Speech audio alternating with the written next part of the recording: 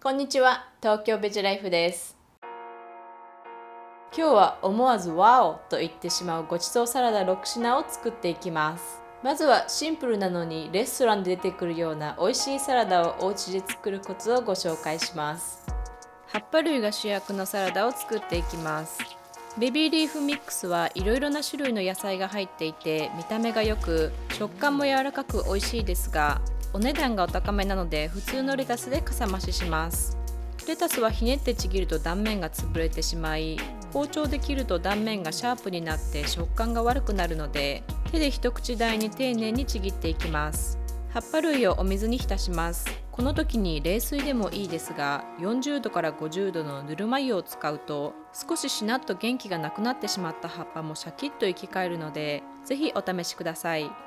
葉っぱ類をよく水切りします。サラダスピナーを使うのが簡単ですが、ない場合はザルを2つ使って水切りすることもできます。水切りができたらスピナーの中のお水を捨てて、そのまま冷蔵庫で食べる直前まで冷やしておきます。今回のサラダには主役を引き立てる2種類の食材を用意しました。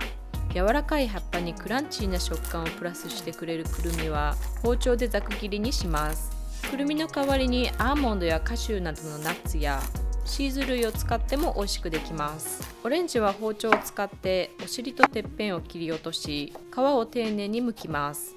薄皮に包丁を当てるようにして果肉を切り出します。オレンジを入れることで彩りが鮮やかになって自然な甘みが加わります。オレンジの代わりにイチゴなどのフレッシュフルーツを入れてもいいですし、レーズンやアプリコットなどのドライフルーツを入れても美味しいです。食べる直前になったら葉っぱ類を冷蔵庫から出し、大きめのボウルに入れます。まずは葉っぱをオイルでコーティング、オリーブオイル小さじ2を回し入れます。葉っぱに直接オイルをかけるとかかった部分だけがベトッとしてしまうので、ボウルの側面にのせるようにします。手を使って葉っぱの一枚一枚がオイルで均等にコーティングされるようにふわりと混ぜ合わせます。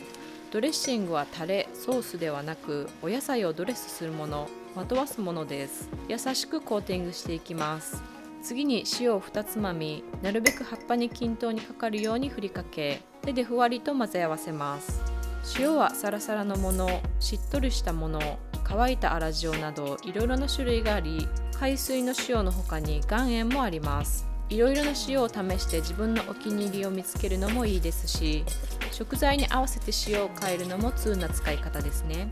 次にお酢小さじ2と粒マスタード小さじ2をボウルの側面に入れます。お酢は米酢を使いましたが、ワインビネガー、リンゴ酢、バルサミコ酢、シェリービネガーなどお好きなものを使って大丈夫ですし、レモン汁などの柑橘系の果汁でもいいですね。くるみとオレンジを入れ、ゴムベラなどで優しく和えるように混ぜ合わせます。混ぜすぎると葉っぱが傷ついていき、オレンジからどんどん果汁が出てきてしまうので、4、5回を目安にさっと混ぜ合わせます。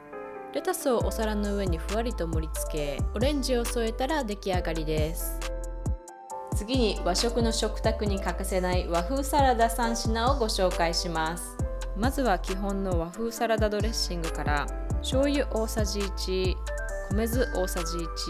味噌小さじ1、油大さじ1を混ぜ合わせます。油はエゴマ油を使いましたが、米油、ごま油、オリーブオイルなどお好みのオイルを使ってください。お好みの野菜にかければそのまま和風サラダになりますが、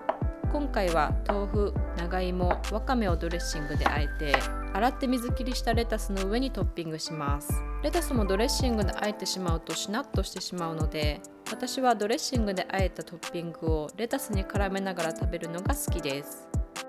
酸っぱいものが無性に食べたくなったら梅干しドレッシングがおすすめ。梅干し 2,3 個の種を取り除き、包丁でペースト状にします。甘酒小さじ1/2、醤油小さじ1/2、米酢大さじ1、油大さじ1を加え、よく混ぜ合わせます。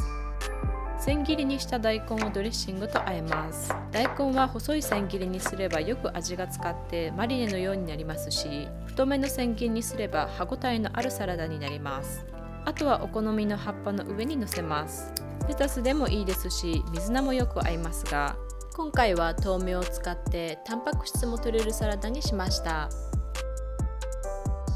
少し時間に余裕があるときは野菜をローストするひと手間をプラスしたサラダはいかがでしょうか。今回は根菜ローストを作ります。オーブンを200度に予熱したらごぼう、人参を乱切りにしていきます。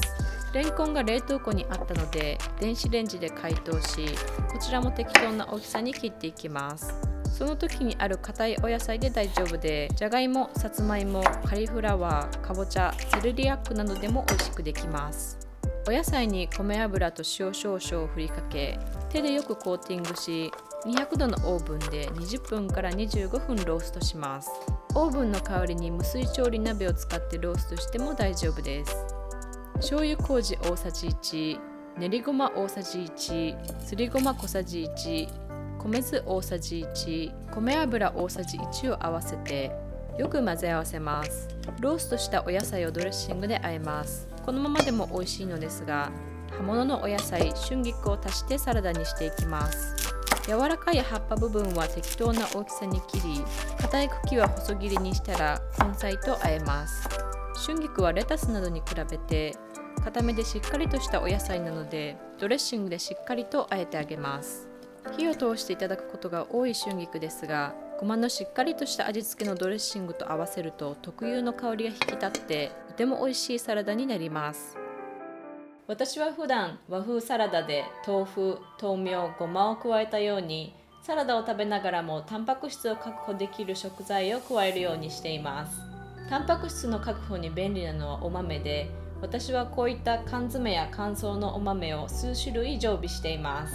茹でたお豆をいつものサラダに加えるだけでボリュームもアップして、それだけでお食事になるようなごちそうサラダになります。こちらの緑豆やレンズ豆は浸水させなくても思い立った時に茹でて食べることができて便利ですし、普段お豆というと大豆に頼りがちだと思いますが、いろいろな種類のお豆を常備しておくといいと思います。今回はこの中からこちらのひよこ豆を使ったエスニック風サラダと、こちらのブラックビーンズを使ったメキシコ風サラダを作っていきま